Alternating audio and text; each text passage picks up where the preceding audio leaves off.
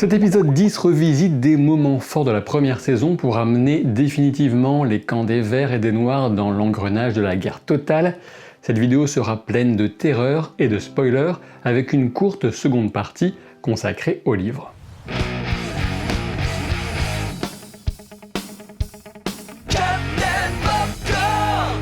House of the Dragon est disponible sur OCS et aujourd'hui nous avons aussi pu découvrir les premières images de Succession saison 4, une autre guerre de famille qui arrivera sur la plateforme au printemps 2023, ce qui vous laisse le temps de voir les saisons précédentes.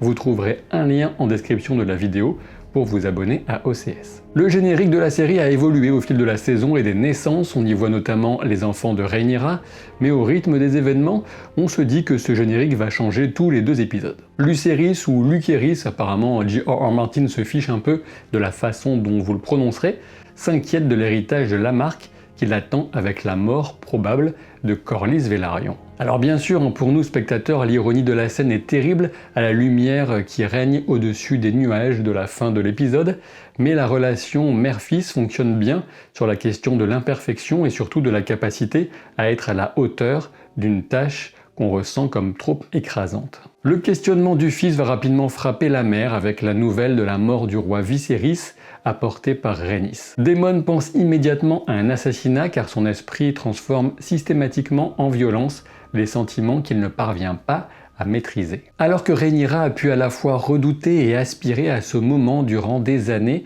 cette annonce que le trône lui revient, malheureusement la vie vient lui en voler doublement la concrétisation. D'abord à l'annonce du couronnement de son demi-frère Aegon, deuxième du nom, puis avec le déclenchement prématuré de son accouchement, comme si la nature elle-même voulait sournoisement la ramener à son statut biologique, alors qu'elle voudrait pleinement se consacrer à son statut symbolique. On peut éventuellement retrouver cette idée de notre petitesse humaine face à la nature dans le plan large de Rhaenyra courbée sur la table alors que la lumière du jour entre avec une puissance indéniable par les ouvertures monumentales de la salle. L'épisode 10 nous ramène de force au premier épisode de cette saison et à sa traumatisante scène d'accouchement. Si Rhaenyra refuse toute aide, c'est d'une part pour souligner qu'elle est en guerre contre son propre corps et la nature qui vient lui tendre ce piège, mais aussi car elle n'a que trop conscience des décisions que d'autres seraient capables de prendre pour son corps, avec le souvenir encore cuisant de la perte de sa mère. Est-ce que la série en fait trop sur les accouchements traumatisants? Sans doute, mais je suppose qu'il aurait été délicat de passer sous silence cet événement des livres, d'autant plus qu'il permet ce parallélisme entre Rhaenyra et sa mère Aemma Arryn, mais aussi avec son père, le roi Viserys. En effet, la scène de la crémation du corps de sa fille mort-née nous renvoie à celle de Baelon, et lors de la première, Rhaenyra passait symboliquement à l'âge adulte, rappelez-vous en donnant l'ordre à Syrax, son dragon, de mettre le feu au bûcher, et ici elle devient reine avec cette couronne de Viserys amenée comme par miracle par Ser Erryk Cargill. On est aussi amené à se demander si son règne sera marqué du sceau du chagrin, et on ne peut que constater qu'à ce moment précis, Rhaenys reste debout, car elle n'a pas encore sans doute décidé si elle reconnaîtra cette femme comme sa reine. Petit retour en arrière pour souligner que Daemon prend les rênes, sans mauvais jeu de mots, et qu'il fonce vers la guerre sans se poser de questions.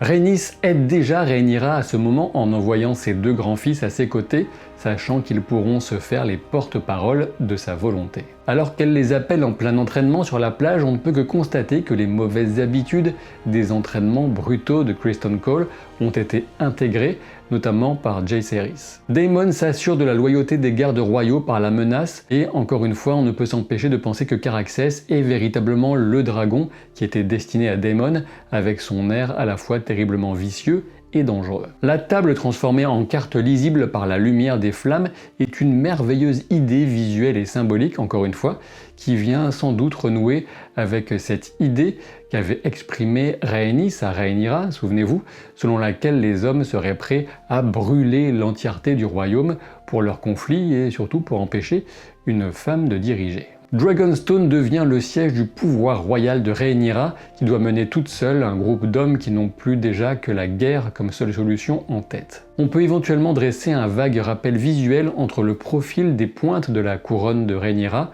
alors qu'elle fait face à Ser Erryk, et le profil de la forteresse qui couronne l'île. Autre rappel à une scène mémorable, cette fois du deuxième épisode, le face-à-face sur le chemin de pierre entre les deux délégations menées par Daemon d'un côté et Otto Hightower de l'autre. Rhaenyra va à nouveau poser Syrax à l'arrière et traverser le groupe d'hommes qui lui sont désormais hostiles. Au passage, on prend évidemment conscience des frères Cargill qui se retrouvent dans des camps adverses, une situation délicate pour eux. Tandis que Otto va symboliquement dénier Rhaenyra de son titre, elle va physiquement le dépouiller du symbole du sien. Pourtant, la relation entre Alicent et Rhaenyra ressurgit au travers de cette page, tout droit sortie des souvenirs d'une adolescence heureuse. Celle que Rhaenyra avait arrachée en défiance, celle de la leçon que lui faisait réciter Alicent sous le barral du bois sacré.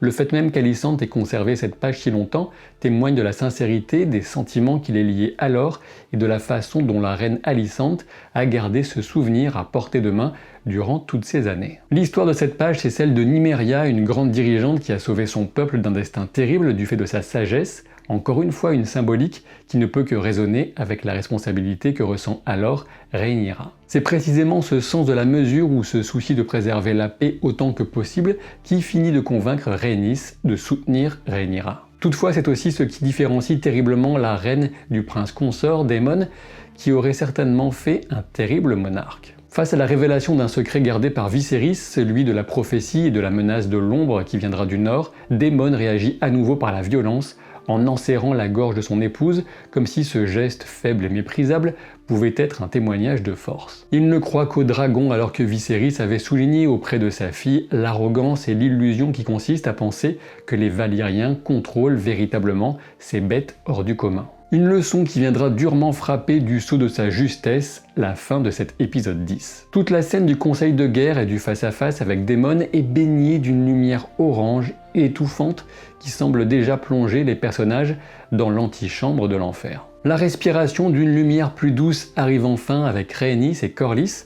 Ce dernier reconnaît ses torts, mieux vaut tard que jamais, je suppose, et c'est sur les recommandations de son épouse qu'il range la puissance des Vélarions et au passage le contrôle du détroit sous les ordres de la nouvelle reine. À ce moment, je me suis demandé si Rhaenyra finirait par avouer la vérité à Rhaenys quant à la survie de son fils Laenor, mais je crains que cela ne reste un secret à voir en saison 2. La mission des enfants de Rhaenyra en tant que messagers semble avoir du sens entre la charge symbolique des dragons et leur vitesse. Toutefois, on peut aussi se rappeler qu'aux yeux d'une bonne partie des familles nobles du royaume, ce sont des bâtards. En tant que lecteur du livre, je voyais arriver l'inéluctabilité de la mort de Lucerys avec une certaine appréhension.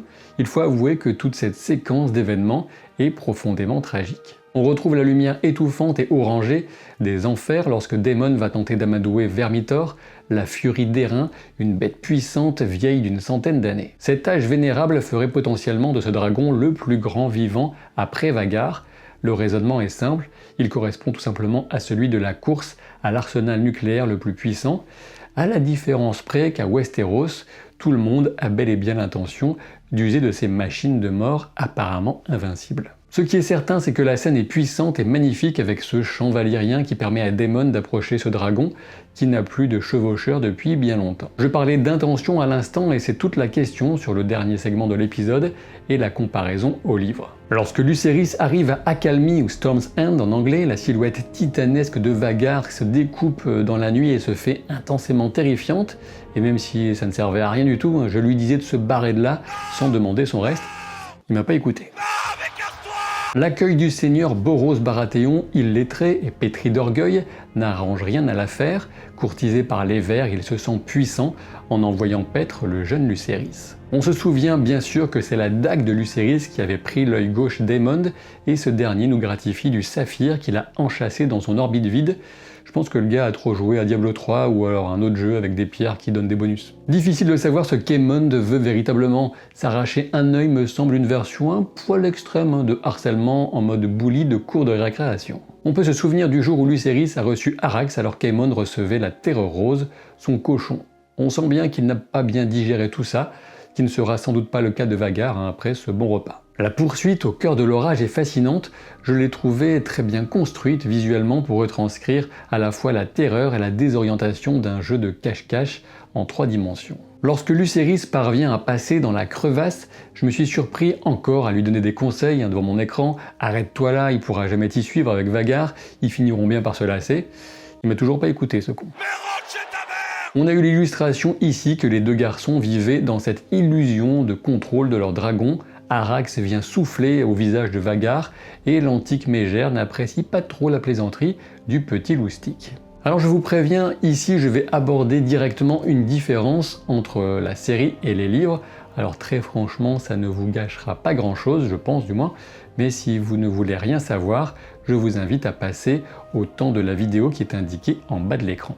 Pour vous laisser le temps de changer de minutage, je vous rappelle que ce t-shirt fabuleux est disponible dans le lien en description de la vidéo et que cela permet de soutenir la chaîne au passage.